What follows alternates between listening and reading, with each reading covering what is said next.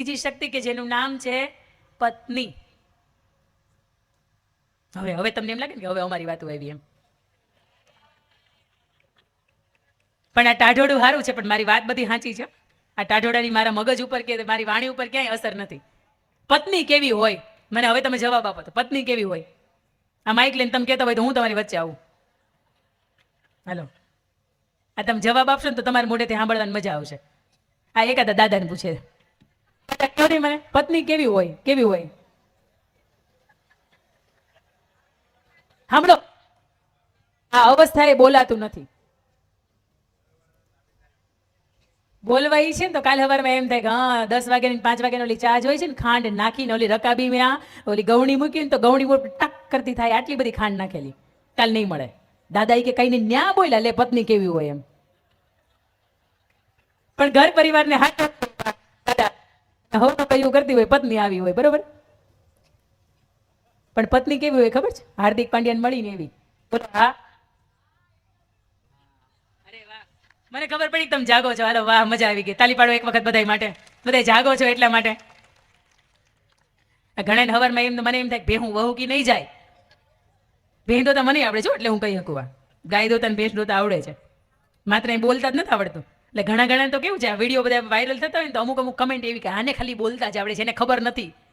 અહીં જોવા તો ખબર પડે ઘણું આવડે છે, અને તને પાણી પાતાય આવડે છે એ ખબર પડે આપણને. પણ અહીંયા મારે વાત તમને કરવી છે કે પત્ની કેવી હોય. હાર્દિક પાંડ્યાને મળીને એવી બિલકુલ ન હોય. લૂંટેરી દુલ્હન, આખી જિંદગીનું ભેગું કર્યું હોય પછી એમ કે છૂટાછેડા વખતે 15 લાખ આપો ને તો છૂટાછેડા કરીએ. એટલે ભાઈ 15 લાખનો જ કર્યાવર લઈ જ નથી આવી, તને એના 15 લાખ રૂપિયા આપીએ? આવીને 15 મહિના રહેવું પડ્યું તોય તને તકલીફ પડીશ, અને તોય સારું લાગે એમાં અમારા ઘરના 8-10 સભ્યોને સારું લાગે એ ભાષામાં ઝાટક્યા છે. 15 લાખ ન મળે તો કે 2 વીઘાનું ઓલું ખેતર છે ને એ લખી આપો તો છૂટાછેડા થાય. અને અત્યારે પાછું આ કાયદો બેનો નહીં સાંભળે. અને કેટલાય છૂટાછેડામાં મેં જોયું છે, બિચારો ઓલો કંગાળ થઈ જાય. અને આને 15 લાખ લઈ લે, 2 મહિના જવા દે પાછા નવા લગ્ન કરે. બોલો, આ બાજુથી જલસા હતા ને ઓલી બાજુથી જલસા. પણ કોકનો ટકો કરીને તમારે માથામાં વાળ ઉગાડાય નહીં. પત્ની એવી હોય, સૌથી પહેલા તો તમારા ઘરને આંગણે આવેલો માણસ છે ને, કોઈ પણ માણસ, કોઈ પણ અતિથિ એ ભૂખ્યો ન જાય. તમારી આંગણે આવનારું કોઈ પણ માણસ છે ને એના હૈયાને ટાઢક થાય ને, આવી ભાષા એને સાંભળવા મળે. પત્ની એવી હોય કે પુરુષ બહારથી થાક્યો પાક્યો આવે ને તો અંદરથી એનો થાક ઉતરી જાય, કારણ કે એક સરસ મજાની સ્માઇલ આપે કે એક પાણીનો ઠંડો ગ્લાસ આપે તો એનો ભાર દુનિયાનો થાક ઉતરી જાય. અને એવું કહેવાય છે કે સ્ત્રી માટે કદાચ કોઈ દુનિયાની સૌથી મોટામાં મોટી સેવા હોય ને તો એ સેવા છે કે ઘરનો પુરુષ હોય, એમાં ભાઈ આવતો હોય, પતિ આવે, પિતા આવે, સસરા આવે, એ થાક્યા પાક્યા ઘરને આંગણે 6-7 વાગે સાંજે આવે અને એને કોઈ જાતની ફરિયાદ ન કરે, એક ગ્લાસ સરસ મજાનો પાણીનો ખાલી ઠંડો પાય ને, આ એની દિવસની સૌથી મોટી સેવા છે. આ તો છોકરાઓને કહી રાખીએ હાંજે આવવા દે તાર પપ્પાને. પપ્પાને માથે હું કઈ 2 શિંગડા છે એ કે રાક્ષસ જેવા છે, તો હાંજે આવવા દે તાર પપ્પાને, હાંજે આવવા દે તમારા ભાઈ નહીં, કે હાંજે આવવા દે તમારા દીકરાને. બધું ન કહું મને કહેજો. અલ્યા ભાઈ, આપણે એમાં નથી, આપણે એમાં આવે, આપણામાં આવ્યું આવે જ નહીં. મિથિલા કા કનકન ખીલા, જમાઈ રાજા રામ મિલા. રામ જેવા જેના પતિ હતા, અયોધ્યા જેવું જેનું કુળ હતું, અને તેમ છતાંય સુનૈના એને અને જનક રાજાએ દીકરીને વડાવી દીધી. એકને દીધી ને એની બીજી 3 દીધી. બોલો, આટલું સરસ કુળ હતું, આટલા સરસ જમાઈ મળ્યા હતા, તેમ છતાંય તે દુઃખ આવ્યું અને આવ્યું. આ વિધાતાનું લખેલું છે. તમે કે હું ગમે એટલું સારું ગોતીએ, ઘરની અંદર કદાચ આવડો મોટો બંગલો ગોતીને બંગલા અંદર 20 એસી હોય ને, તમને એમ થાય કે હા બહુ હરકાય છે, પણ એસીનું રિમોટ ધીમું કરવા માટે આપણી જ પાસે રાખવું પડે ને. ગોદરાનું પોણા ભાગનું પાર્ટ હોય ને આપણી જ પાસે રાખવું પડે, કારણ કે આપણને આદત જ નથી. હરખાઈ મળી ગઈ છે, પણ તમારું એવું જીવન જ નથી, તમારી એવી લાઈફસ્ટાઈલ જ નથી કે જેવું તમારે મળ્યું છે. પણ તેમ છતાંય સીતાજીનું ઉદાહરણ તમને મને શીખવે છે. બીજા સીતાજી એ શીખવે છે કે તમને યાદ હોય તો તમે રામાયણની અંદર એને જોયું હશે કે એક પેલું ધરા હોય ને, એક એનું જ્યારે પણ રાવણ એને અડવા આવતો ને, જ્યારે એની નજીક આવતો ને, અડવા તો ન કહી શકે, એની તો તાકાત નથી એને અડી શકે. એ સ્ત્રીની જ્યારે નજીક આવે ને ત્યારે એક ધરો હોય ને એનું એક નાનકડું એવું ખડ છે ને આડું રાખે, અને પછી જ એની વાત કરે, કંઈ પણ કરવાની હોય ને તો, અને માથું નીચું રાખીને વાત કરે. કોઈ દી એને ઊંચું રાખીને માથું નથી વાત કરી. તમને એવું થાય છે કે સીતાજીને હરણ થયું એમ.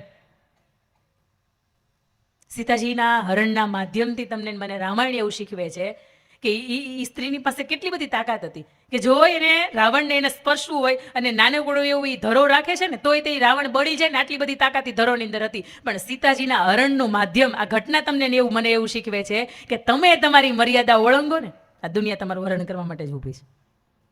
હરણ થાય જ, કારણ કે આપણે આપણી મર્યાદામાંથી બહાર ગયા છીએ. સીતાજીને નાનપણની અંદર રાજકુમારીની જેમ પાલન પોષણ થયું. જ્યારે લગ્ન થયા અને જ્યારે માતા કૈકેયીએ 14 વર્ષનો વનવાસ આપ્યો રામને, અને મારા ભરતને ગાદીને 14 વર્ષનો રામને વનવાસ, રામ તો વલકલ પહેરીને તૈયાર થયા. એટલે સીતાજી તરત એવું કીધું, તમે એકલા ક્યાં જાઓ છો, હું આવું છું. પોતે વલકલની અંદર તૈયાર થયા. પ્રભુ શ્રી રામે તરત કીધું કે દેવી, તમે જે આખી જિંદગી જીવા છો ને, આવું ત્યાં નહીં હોય. તો કે તમે સાથે છો? તો કે હું છું. દેવી કે ત્યાં પાણી ભરી દેવા વાળું કોઈ નહીં હોય, ત્યાં 56 ભોગ બનાવી દેવા વાળું કોઈ નહીં હોય, ત્યાં તમને શ્રૃંગાર કરી દેવા વાળું કોઈ નહીં હોય, ત્યાં કોઈ પથારી કરી દેવા વાળું નહીં હોય, કે ત્યાં કોઈ તમારું કોઈ એવું નહીં હોય કે જેની તમે તમારું કામ છે ને એને આપી શકો. ત્યાં તો બ્રહ્મચર્યનું પાલન કરવું પડે, ત્યાં પથારી ઉપર સૂવું પડે, ત્યાં કદાચ ફળ ફૂલ ખાઈને રહેવું પડે, ન મળે તો ખવાય નહીં. કઈ વાંધો નહીં, મને બધુંય દુઃખ સહન છે, તમે સાથે છો. પ્રભુ શ્રી રામે એવું કીધું કે હું છું. તો કે કઈ વાંધો નહીં, હાલો હું આવું છું. આજની સીતા શું કે ખબર છે? તમે છો ને એટલે તકલીફ છે બધી. કે તમે કે ઘરની બહાર 9 વાગે જાઓ, હા સુધી અમારે શાંતિ જ હોય. કે આ એસી 22 ઉપર હોય ને તો અમારે ઓઢવું પડે, અને સાંજે કે તમે 8 વાગે ઘરે આવો ને તો એસી ને 18 ઉપર કરી દઈ ને તો એ નકરી ગરમી જ થાય. એ કઈ ખીજાવાટું ઘરે નતા આવતા, એને કંઈક પેટમાં બળે તો જ કહેતા હોય. ઘણી વખત એવું કહેતા હોય, નકરી તમે ખર્ચો કરો છો, પણ એને ન પૂગતું હોય ભાઈ, એને પછી તારીખ આવે ને એટલે એને હપ્તાને કંઈકથી ગોતવા જવા પડતા હોય. એટલે તમને કહેતા હોય કે નાના ભાઈ, હવે થોડુંક આ મહિનામાં થોડુંક મિલિમિટમાં હાલજો ને, દિવાળીનો મહિનો છે, થોડીક વધારે ખર્ચો થાય, પણ થોડુંક લિમિટ રાખજો, કારણ કે એને એકલાને ખબર છે કે કેમ કેટલી વીએ હોવો થાય છે. પણ સીતાજીને 14 વર્ષ જંગલમાં જવાનું થાય, ગરુડે ઘણાય બચાવ્યા, તેમ છતાંય તે જટાયુથી બચી ન શક્યા, અને રાવણ એને એના મલકની અંદર અશોક વાટિકાની અંદર લઈ ગયો. અશોક વાટિકાની અંદર એ 365 દિવસ 1 વર્ષ માટે રહે છે, અને પછી રામનું અને રાવણનું ભીષણ યુદ્ધ થાય છે, અને એમાંથી પાછા આવે છે.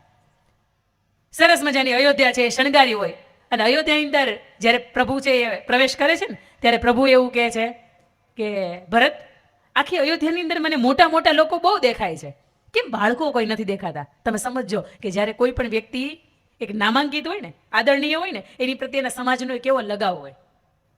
એટલે તરત ભરત એવું કીધું કે પ્રભુ ભાઈ, આપ જ્યારે 14 વર્ષ પહેલા આ નંદનવન જેવું અયોધ્યા છોડીને તમે ગયા હતા, અને ત્યાર પછીથી તમે જેમ દાંપત્ય જીવન નથી જીવ્યા, અને તમે જેમ બ્રહ્મચર્યનું પાલન કર્યું છે, એમ આખી અયોધ્યાએ બ્રહ્મચર્યનું પાલન કર્યું છે, એમાં એકેય સંતાનનો 14 વર્ષ સુધી જન્મ નથી થયો.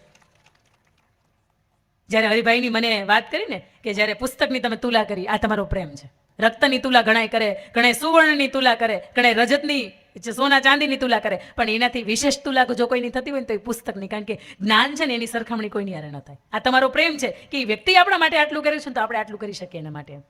પણ જ્યારે સીતાજી છે એ ફરીથી પરત આવે છે, અને જ્યારે ગર્ભાવસ્થા રહી, 2 બાળકો એના ગર્ભની અંદર ઉછરી રહ્યા છે, અને ફરીથી કોઈ એવું કહીને જાય કે આવી મારી પત્ની હોય તો હું સ્વીકારું નહીં, રામ આદેશ કરે છે કે લક્ષ્મણ એને ઋષિના આશ્રમમાં મૂકીને આવો.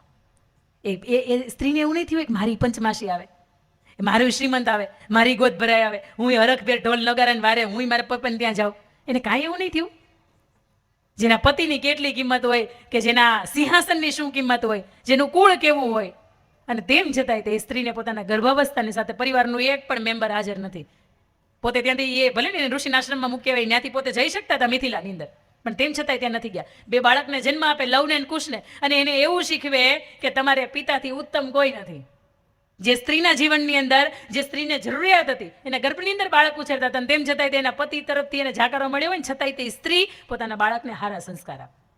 તેમ છતાંય તે સૌની આજ્ઞાવશ અને સૌની લાગણીના વશ સીતાજી ફરીથી પોતાના બાળકોની સાથે, પોતાના પિત્રોની સાથે એ અયોધ્યાની અંદર આવે છે ને. અને ત્યારે અયોધ્યાની અંદર આવ્યા પછી કેટલી પરીક્ષાઓ આપે, અગ્નિ પરીક્ષા એને આપેલી છે. અને તેમ છતાંય તે જ્યારે છેલ્લે સીતાજી હારે છે, થાકે છે, અને અંદરથી એને એમ થાય છે કે મેં આટલું બધું ડેડિકેશન વાળું જીવન જીવ્યું, આટલું બધું સમર્પણ કર્યું, અને તેમ છતાંય તે આ સમાજે કદાચ મારી કિંમત ન કરી હોય, આવું હું અનુભવું છું. આટલી બધી પરીક્ષાઓ પછી પણ કોઈ વ્યક્તિની સામે હું નજર ઊંચી કરું તો મારાથી નજર ઊંચી નથી થતી. 2 હાથ જોડીને ધરતીમાને પગે લાગે છે, ધરતીમાં જો આ રામ સિવાય મેં કોઈને પતિ તરીકે સ્વીકાર્યા હોય, અથવા તો કોઈની સામે મેં કુદ્રષ્ટિથી નજર પણ કરી હોય ને, તો આ જમીનની વચ્ચે જગ્યા નહીં થાય, બાકી ધરતી ચીરી નાખો મારે એવું તમારે અંદર સમાઈ જવું છે. એ જ સેકન્ડની અંદર ધરતીમાં છે એ પોતે રથ લઈને બહાર આવે છે, કારણ કે એનું જેનું સર્જન ધરતીમાંથી થયું છે, એનું વિસર્જન પણ એ ધરતીમાં છે, એના રથની અંદર બેસાડે છે. બધાને પગે લાગે છે, પોતાના સાસુ માતાને પગે લાગે, પોતાના સંતાનોને આશીર્વાદ આપે, અને છેલ્લે પ્રભુ શ્રી રામને પગે લાગે ને 2 હાથ જોડીને એવું કહે, ત્વમેવ ભર્તા નચવી પ્રયોગ. જન્મો જન્મ મળો ને તો તમે જ પતિ સ્વરૂપે મળો, તમે ન મળો ને તો મારે આ સ્ત્રીનો અવતાર જોતો નથી. આ સીતા છે ને આજની સિયા છે. મેં તમને કહ્યું એમ કે તમે છો ને એટલે જ બધી તકલીફ છે, પણ જેનો હાથ પકડીને તમે, જેના લગ્નના મંડપની અંદર ધર્મ અર્થ અને કામને મોક્ષના ફેરા ફરીને આવ્યા છો, અને એ માણસના ચહેરા ઉપર થોડી કઈ ચિંતાની ઝાંખ થાય ને તો અંદરથી તમને પાણી પીવાનું મન ન થાય. સાહેબ, આ પત્નીવતાનો ધર્મ છે. તમે ધર્મની અંદર આગળ છો, તમે કર્મની અંદર આગળ છો, તમે કામની અંદર મોક્ષની અંદર આગળ છો, અને ચોથા ફેરાની અંદર આગળ છે ને એનું કારણ એ છે કે તમારે હજી આ પરિવાર માટે, સમાજ માટે જીવવાની જરૂર છે. આ યમરાજા લેવા આવ્યા ને તો ભલે મને લઈ જાય, એટલા માટે ચોથા ફેરામાં આપણે આગળ હોઈએ છીએ.